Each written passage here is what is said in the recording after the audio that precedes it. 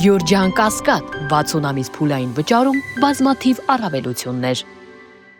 Խնդրեմ կենտրոն։ Կցանկանայի իմանալ իշխանությունը ինչպես է պատկերացնում, թե ինչպես այսպես ասած պետք է գահանկեցարվի ամենայն հայոց կաթողիկոսը, եթե եպիսկոպոսների մեծ մասը, գիտենք, որ 54 եպիսկոպոս կա, մեծ մասը պաշտպանում է Գարեգին II-ին, եւ անգամ այն քահանաները, որոնք համակրում են Նիկոլ Փաշինյանին, ասում են, որ պատարակների ժամանակ հնչեցնելու են Գարեգին II-ի անունը։ Եվ մամուլում մի հրապարակում կար, որ դիվանագիտական այսպես խողովակներով են փորձում նաև նշում գործադրել տարբեր թեմերի վրա։ Ժորժ ջան, դուք բոլորդ ազգային ժողովում հավատարմագրված լրագրողներ եք, չէ՞։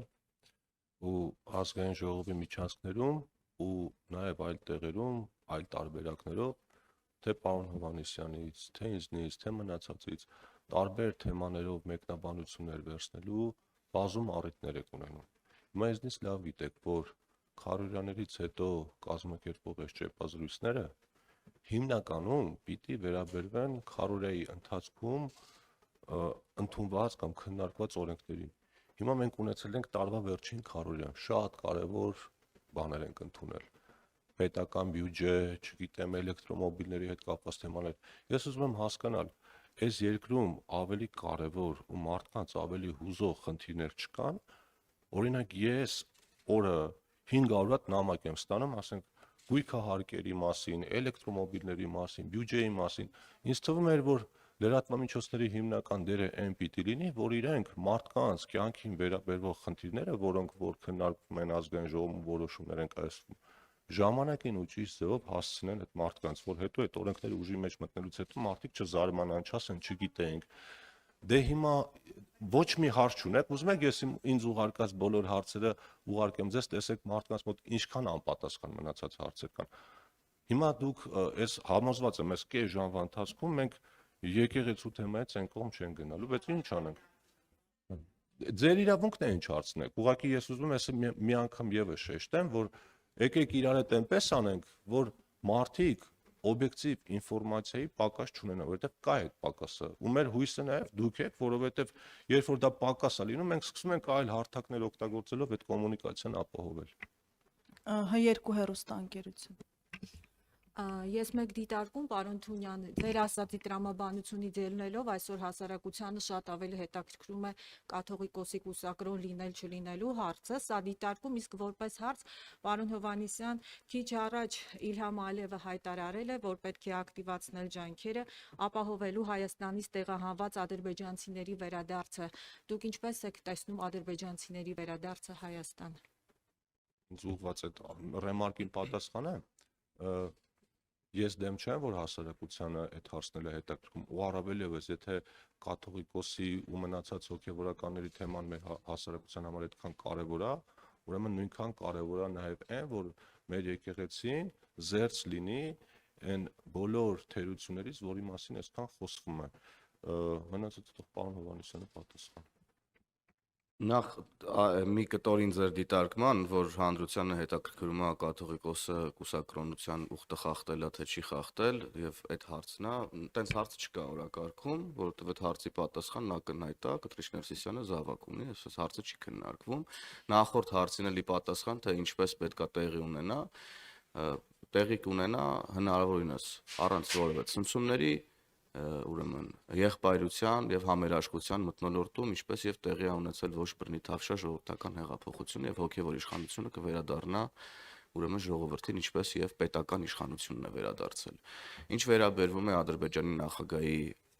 ինչպես դուք նշում եք, նոր արված հայտարարություններին, ես բնականաբար հիմա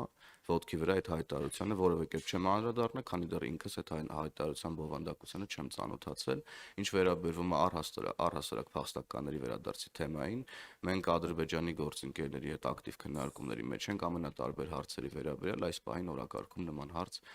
մեզ մոտ չի քննարկվում, մենք առաջ ենք շարժվում այն փաստաթղթերից ելնելով, որոնք որ ստորագրվել են օգոստոսի 8-ին ԱՄՆ-ում։ Շնորհակալ եմ։ Այլ հարցեր։ Խնդրեմ ազատություն։ Հովանեսյան, քանի որ այսօր առավոտյան Նիկոլ Փաշինյանը տեղեկացրել է, որ 7 վերք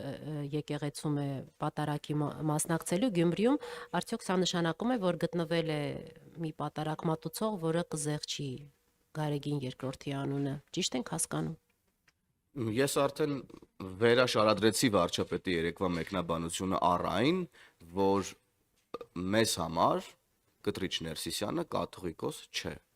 Եվ մենք մասնակցում ենք այն պատարակներին, որոնք մատուցում են հոգևորականներ, ովքեր կիսում են եկեղեցու նորոգման օրակարգը։ Շնորհակալ եմ։ Ներողություն, իսկ դրանով հարվածի տակ չեք դնում այդ հոգևորականներին, եթե նրանց պետք է տարբեր բարեկամներ, ԱԱԾ-ականներ կամ չգիտեմ հարևաններ, ծանոթներ, տարբեր պաշտոնյա ծանոթներ ամեն անգամ խնդրեն, դուք ձեր այս քայլով նկատի իշխանությունը վարչապետը հարվածի տակ չի դնում այդ հոգևորականներին, այդ քահանաներին, ովքեր գուցե նաև իրենց կամքին հակառակ են այդ բայց այսօր եկեղեցին է հարվածի տակ, քանի դեռ Կտրիչ Ներսիսյանը զբաղեցնում է կաթողիկոսի գահը։ Մի բան էլ ես ավելացնեմ, քանի որ մեկը ոնց հասկանում եմ մենք այս թեմայի շուրջ ենք պատտվելու։ Տեսեք, դուք մեջբերում եք վարչապետի խոսքերը տարբեր առիթներով ասած ու տարբեր դեպքերի հետ կապված ու դրա վերաբերյալ փորձում եք մեկնաբանություններ ստանալ։ Հիմա ես չեմ պատկերացնում, որ կամ չեմ մտածում, որ դուք այդ խնդրին այդպես որպես պարզ ու պրիմիտիվ ինչ-որ բանի եք վերաբերում, օրինակ, որ բերենք մենք քննարկումը հասնենք կաթողիկոսի անունը հնչեցնել չհնչեցնելու։ Ու եթե վարչապետի խոսքերին հղում եք անում, ես խորհուրդ կտամ նաև մեկ այլ խոսքի հղում անել, երբ որ ինքը ասաց, որ մեզ պետք է ոչ թե կաթողիկոս, որը ինձ ենթարկվի, այլ ինձ պետք է կաթողիկոս, որը որ չպիտի ենթարկվի ինչ որ այլ երկրի հատուկ ծառայությունների լեյտենանտին, թե մայորին, լեյտենանտին։